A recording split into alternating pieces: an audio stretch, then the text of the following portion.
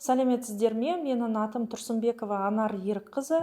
Мен Алматы қалалық номер 5 клиникалық ауруханасының медициналық қызметтердің сапасын бақылау жөніндегі директордың орынбасарымын. Денсаулық сақтау жүйесінде 15 жылдан астам, ғылымда 7 жылдан бері еңбек етіп келемін. Осы видеода менің тақырыбым науқас назардың ортасында шағымды өсудің ресурсына қалай айналдыруға болады. Шағым бұл қауіп емес, бұл науқастың дауысын естуге, сапаны арттыруға және сенімді нығайтуға берілген мүмкіндік. Дәрігер-толғыс алаңына қатысқым келетіні, мен мықты медицинаның негізі ашық диалогтан басталады деп сенемін. Бұл дәрігердің абыройын қорғап, науқасты естуге үйрететін сапа қызметінің тәжірибесін таныстыру мүмкіндігі. Бірде бізге ерекше баланың анасынан шұғыл шағым түсті. Мен ресми жауаппен шектелмей, анасының қасына барып, жай ғана тыңдадым.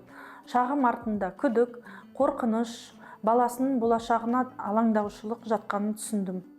Оған баласының ерекше екенін, бұл әлсіздік емес, керісінше күші екенін айттым. Біз оған бейімделуіміз керек, оған жайлы жағдай жасау біздің міндетіміз. Анасына қолдау көрсетіп, әрбір қадамды түсіндіріп, сенімді орта құрдық. Бала бізге қорықпай, енді қуана келетін болды.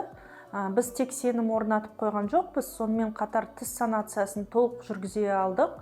Анасы да алғыс айтып, бізбен достық қатынас орнатты.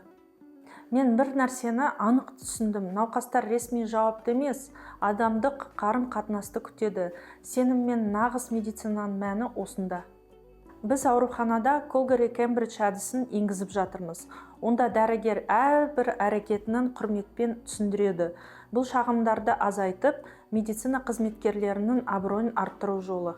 Мен сенемін, елге қызмет ету қазақ медицинасындағы басты құндылық, ал дәрігер-толғыс осыны қоғамға жеткізудің тамаша мүмкіндігі.